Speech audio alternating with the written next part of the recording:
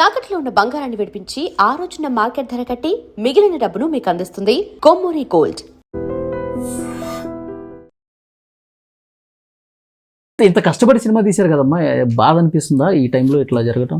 మేము ఇంటికాడ నుంచి వచ్చేటప్పుడు చాలా సంతోషంగా వచ్చినాం. మేము సినిమా చేసుకున్నాం మంచిగా, బాగా ఒక మాతంగిని గురించి చేసినాం. ఆడవాళ్ళకి ఒక తెలియాలి ఇది అని చెప్పి ఒక మంచిగా వచ్చినాం. మేము బాగా ఆనందంతో వచ్చినాం. మా ఆయన కానీ నేను కానీ మా కొడుకు కానీ అందరం కూడా అంత ఆనందంగా వస్తే అంత కష్టం ఇక్కడ కానొచ్చేది మాకు ఈరోజు. మేము ఎందుకు చేసామంటే ఈ సినిమా కూడా ఎందుకు చేసామంటే మాకు ఒక ఎల్లమ్మ కొలుపులు చేసుకుంటాం.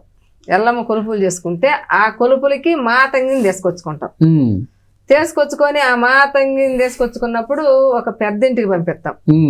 ఒక పెద్దింటికి పంపించినప్పుడు వాళ్ళు ఒక దేవతను చేసుకొని మా దేవుడింటి కాడ తీసుకొచ్చి వదిలిపెడతారు. ఆమెను వదిలిపెట్టినప్పుడు మేము కూడా మాకు బొల్లావులు, ఎల్లమ్మ కొలుపులకు బొల్లావులు ఇవన్నీ చేసుకొని ఒక పుట్ట బంగారం అని ఇవన్నీ తెచ్చుకొని మేము అన్నీ చేసుకొని ఆమెతోటి సాంగ్యాలన్నీ చేర్చుకుంటాం. ఎంత మంచోళ్ళైనా ఎంత కుర్రోళ్ళైనా అందరు ఎవరైనా కానీ అమ్మ కళ్ళు తొత్తు తెచ్చి పెడతాం అక్కడ. ఆ కళ్ళు తాగాలి, మా మీన ఉయ్యాలి, ఎవరన్నా కానీ కుర్రోళ్ళైనా కానీ మీన బట్టి తొక్కాలి, అన్నీ చేస్తుంది. ఇవన్నీ అవస్థలన్నీ చేసినాక అంత 5 రోజులు అయిపోయినాక 5 రోజులు ఆమెకి బాగానే ఉంటుంది. 5 రోజులు అయిపోయినాక లాస్ట్ రోజున వీళ్ళంతా కుర్రోళ్ళంతా ఆమెను చాలా ఇబ్బందులు పెడతారు. పెట్టినప్పుడు ఆమె వచ్చినాడు అంత కలగా వచ్చింది. 5 రోజులు చేసినాక లాస్ట్ నా ఇంటికి పోయి మేము కట్నం ఇచ్చి ఇంటికి పంపించేటప్పుడు ఆమె చాలా కష్టపడద్ది, చాలా బాధపడద్ది. అప్పుడు నేనేం చేశానంటే, ఏందమ్మా మీరు ఆడవాళ్ళే మేము ఆడవాళ్ళమే కదా, మీకెందుకు వచ్చేది ఈ చరిత్ర చేయకూడదు కూడా, ఎవరో మగవాళ్ళు చేయాల్సిన చరిత్ర ఆడవాళ్ళకి వచ్చింది, మీరు చేస్తుంటే మాకు కూడా చాలా కష్టంగా ఉందని చెప్పి అడిగా నేను.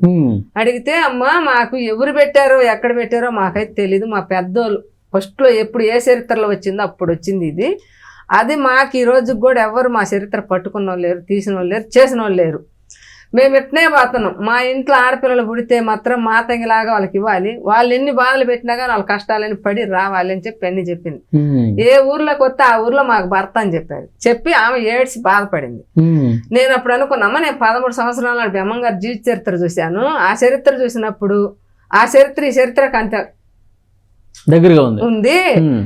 నేను ఆ రోజు అనుకున్న సినిమా ఇప్పుడు దాకా అనుకున్నాను, నేను డబ్బులు రూపాయి దాచిపెట్టుకొని ఉన్నాను సినిమా చేయాలని. చేసుకున్న బర్రెలున్నాయి, మేకలున్నాయి, ఆస్తి కూడా ఉంది. వెనకట్లో లేవు, మా పెద్దోళ్ళు ఎవరు సంపాదించలే. మేమిద్దరం కూడా ఒక 10 ఎకరాల పొలం సంపాదించుకొని ఒక 50 ఎకరాల పొలం తీసుకొని వ్యవసాయం చేసుకుంటే ఎద్దులు, బర్రెలు, మేకలు ఎన్ని ఉన్నాయి.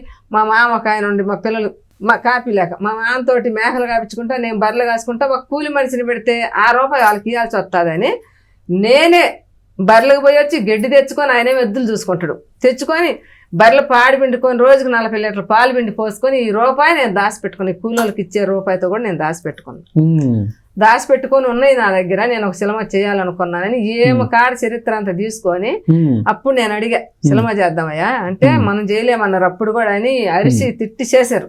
నువ్వు సొమ్ము చేయించుకో, ఏదైనా చేయించుకో, నువ్వు డబ్బులు దాచిపెట్టుకుంటే ఎంత 1 లక్షం 2 లక్షలు అంటే అప్పుడు తక్కువ బంగారం ఉన్నదంటే నాకు బంగారం వద్దు, నేను 10 మందికి తెలియాలి. నేను ఈ రోజు బర్రెలు, మేకలు, పొలము, కొండ అంత బలమైనటువంటి కోరిక ఏంటి సినిమా మాత్రమే తీయాలని నాకు అట్ట అనిపించింది. అది చెప్పాను కదా ప్రకాశం జిల్లా పిచ్చి అట్లుంటదని అని చేసి నేను అడిగేయాలని. ఆ మాట చెప్పినాక నేను ఇన్ని కష్టాలు చేసిన, వరి నాటినా, రాగి నాటినా, కోసిన, వేసిన, మేత తెచ్చిన, ఇద్దరితో పని చేస్తాను. ఈరోజు కూడా నేను ఇద్దరితో పని చేస్తాను. ఇన్ని కష్టాలు చేయగలేదు, ఈ ఒక్కటి ఎందుకు చేయలేము? అప్పుడు పొట్టేలు పొన్నమ్మ చేసింది, ఆడకూతురే కదా. మరి పుట్టింటికి రా చెల్లి సెలమలో చూడ ఆమె ఎంత కష్టపడద్దా. మనం పొలం కంటే కష్టమా ఉంది. గోరింటాకు సెలమ ఉందా?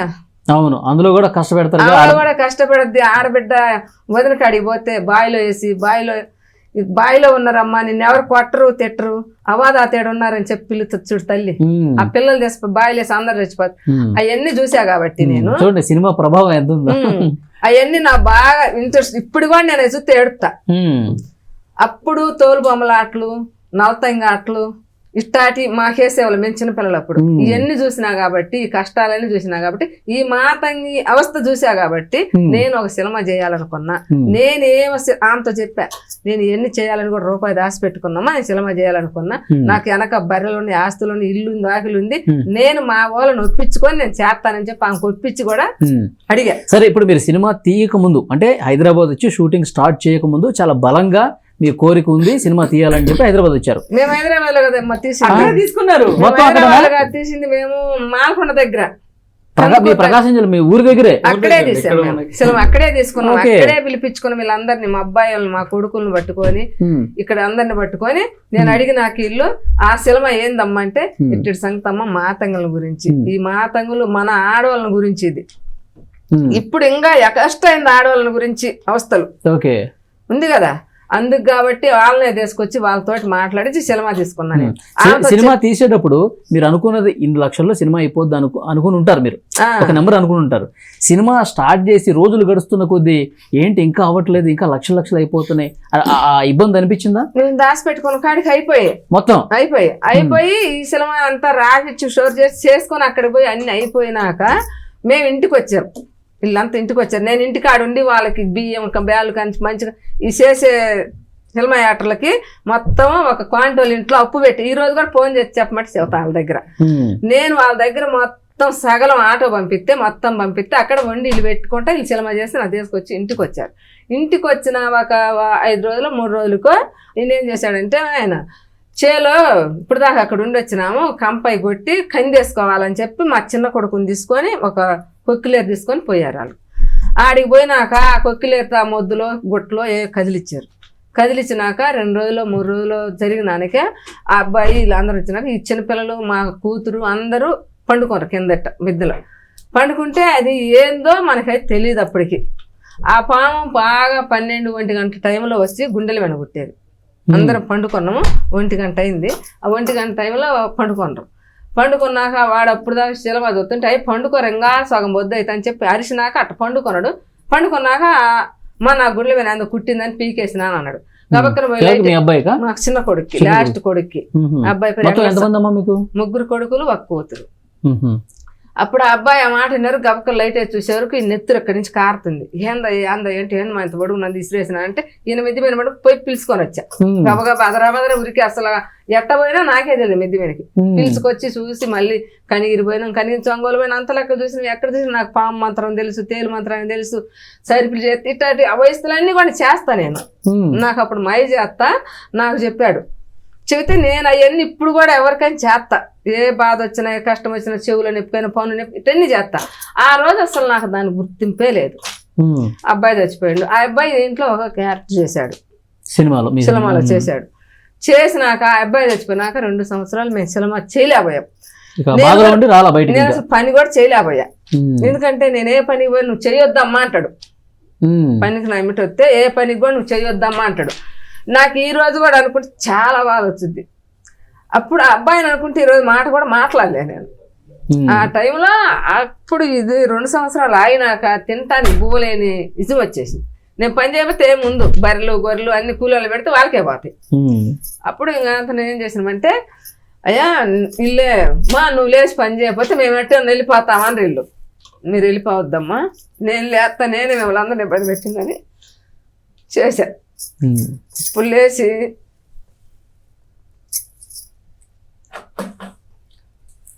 నిజంగా చాలా బాధగా కన్న కొడుకుని కోల్పోయాం.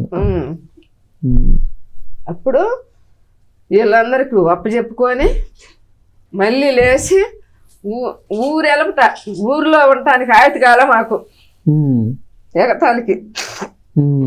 అప్పుడు ఇంకా నేను ఎవరేం బాధపడొద్దు, అందరూ సైలెంట్గా ఉండండి, నేను మీకు చేస్తా అని చెప్పి ఊరు వెళ్ళపట చెరుకులు పెట్టుకుంటే 10 ఒక్కర్లు ఏంటమ్మా ఇక్కడ చెరుకులు అమ్ముకుంటున్నావు అది ఇది అనేవాళ్ళు. అప్పుడు అక్కడి నుంచి పోయి చెరుకులు అమ్ముకుంటా ఈయన దేశపోయి అక్కడ కూర్చోబెట్టి 10 రోజుల దాకా నేను రాను, నేను ఒక రైతు పని చేసుకునేవాడిని, అన్ని బాగొట్టి నన్ను మళ్ళీ తీసుకుని అడవిలో ఎత్తాను అని చెప్పి ఈయన రాను అన్నాడు. రాకపోతే ఎట్టా నేను ఒక్కదాన్ని అడవిలో, అది కొండమిటి ఈ అడవిలో నేను ఒక్కదాన్ని కూర్చోలేను, చిన్నగా బతిలాడుకొని ఒక 20,000 దాకా సంపాదించి పోయి చూపిస్తే సర్లే ఇది కూడా కొంత మేలేరని చిన్నగా ఆయన తీసుకొచ్చి ఆడ కూర్చోబెట్టి చిన్న వాటలు పెట్టుకున్నా అక్కడ ఉమ్. నా ఉపాయంతో వాటలు పెట్టుకున్నా.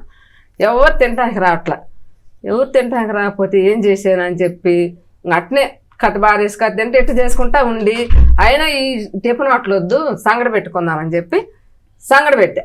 చిన్న సెరలో సంగడి పెట్టుకొని చిన్న కూర పచ్చడి కొద్దిగా చికెన్ అవి తెచ్చుకొని వండుకొని పెట్టుకొని చేసుకుంటుంటే ఒక 10 రోజులు, ఒక నెల, 20 రోజులు అయింది. అయినాక లాక్డౌన్ వచ్చింది మనకి. అవును, ఫస్ట్ లాక్డౌన్, మళ్ళీ రెండోసారి లాక్డౌన్ 4 నెలలు దాబెట్టారు.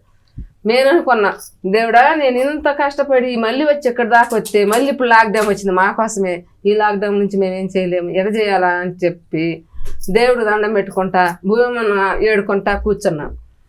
ఆ భగవంతుడు వల్లనో ఈ భూమి దయ వల్ల ఎవరి దయ వల్ల నాకైతే తెలీదు, మా వాటలు తీసేయలే. ఎవరు మమ్మల్ని అసలు ఎవరు పోలీసులు కానీ ఎవరు మమ్మల్ని ఏమనలా. అనకపోయేరకు దేవుడు దండం పెట్టుకున్నా, ఆ దేవుడే మాకు సాయం చేసినాడు అని చెప్పి మేము అప్పుడు కేజీ వండే వాళ్ళము. మరుసనాటికి మాత్రం 10 రోజులకి కేజీ 10 కేజీలు దాకా పోయింది. ఎక్కడెక్కడ వాళ్ళందరూ మా వాటలకు వస్తున్నారు, తింటున్నారు. ఇంక పర్వాలేదమ్మా 10 రూపాయలు సంపాదించుకుంటామని చెప్పి లైన్లో ఉన్నాం. ఆ 10 ఆ లాక్డౌన్ అయిపోయారు 2-3 లక్షలు సంపాదించుకున్నాక అప్పుడు ఈనాడు మా పిల్లోడు కానీ ఈయన కానీ అందరూ అన్నారు, మనం సినిమా చేసినాము, మన అబ్బాయి చచ్చిపోయాడు, మనం మళ్ళీ ఇది మొదలుపెట్టి చేసుకుంటే మన అబ్బాయి దాంట్లో కానొస్తాడు అంటే నేను అన్నాను. అప్పుడు చచ్చిపోయిన నాగేశ్వరరావు, రామారావు వీళ్ళంతా కానొస్తున్నారు, మన అబ్బాయి కూడా కానొస్తాడు అని ఇంక మొత్తం పట్టుకొని అప్పుడు బర్రెలు మేకలు అమ్మిను. ఇక మాకేముందంటే పొలం ఉంది, 2 దిక్కలు ఇల్లులు ఉన్నాయి. ఎవరినైనా అడిగి మా నోటి మంచితోటి ఒక 50 లక్షల దాకా అప్పు తీసుకొచ్చుకుందామని చెప్పి ఒక 50 లక్షలు అప్పు అడిగిన ఆడ అవి అయిపోయినాక మళ్ళీ కూడా ఏమండు పొలం ఉందని 4 ఎకరాల 80 సెంట్లు పొలం ఉంటే అది అమ్మేశాడు. అప్పుడెంత, ఇప్పుడు అది 50 లక్షలకు పోయింది. అప్పుడెంత 2,50,000, 3,50,000 అమ్మింది. అది అమ్ముకొని అవి కూడా తెచ్చి సినిమా పెట్టుకున్నాం.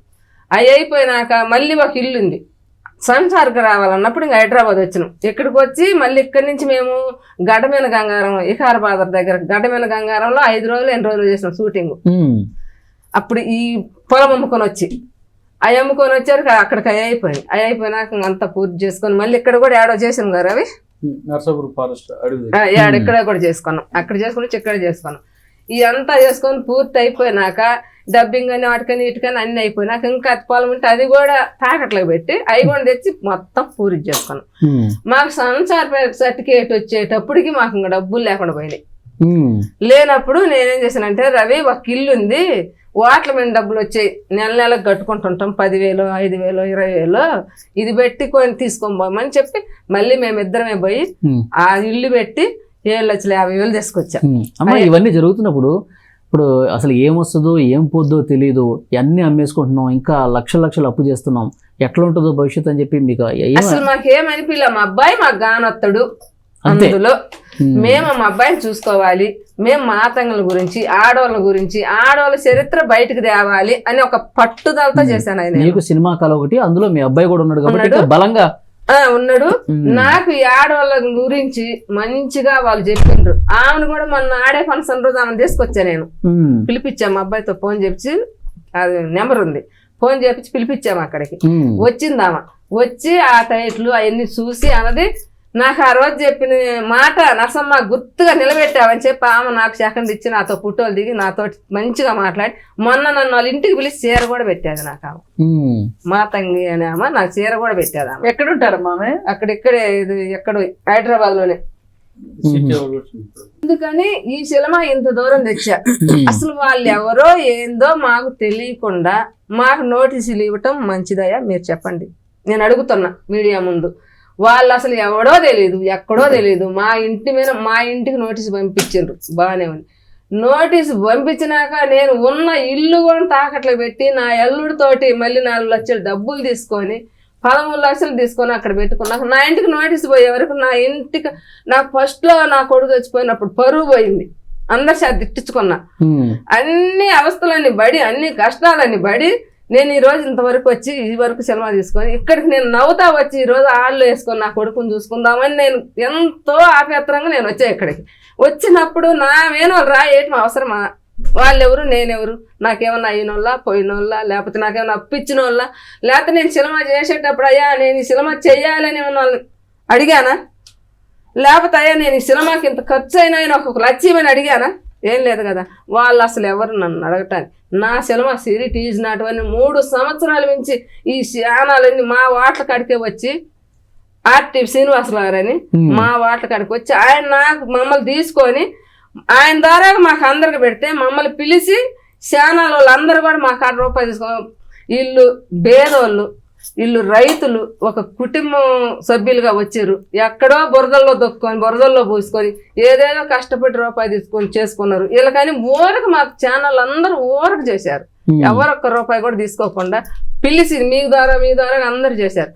ఆ రోజు మేము చేసుకోవటానికి మాకు డబ్బులు లేక అది అయిపోయింది అక్కడికి. మాకు అది ఆ ప్రవేశం ఇప్పుడు తెలీదుగా 10 మందికి. ఈ రోజు మేము వచ్చి మళ్ళీ ఏదో చిన్నగా 4 పనులు 2, 3 ఆడే పనసలు పెట్టుకుని చేసుకోవాలనుకున్నప్పుడు మమ్మల్ని చేశారు. మాకు చేసినాక ఇప్పుడు ఈ నోటీస్ మా ఊరికి పోయే వరకు మాకు ఆయన అసలు ఊర్లోకే బాగాలేనంటుండవు.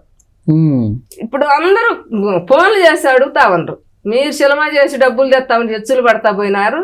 మీ ఎచ్చులు ఏడో బర్రెలు గొర్రెలు అన్ని నమ్ముకొని అంతా మొత్తం దానికి పిండి రసమాలు పెట్టి నువ్వు చేసే కష్టం కూడా దాన్ని పెట్టి మీరు పోయి అక్కడ కూర్చొని మాకు నోటీసులు ఇచ్చి మాకు ఇతరా ఈరా అసలు చెల్లు ఇంటే మేము అసలు బూ కూడా తినలేకపోతున్నాం. ఆ రకంగా అడుగుతున్నప్పుడు వాళ్ళకి అవసరమా మాకు పంపించడానికి?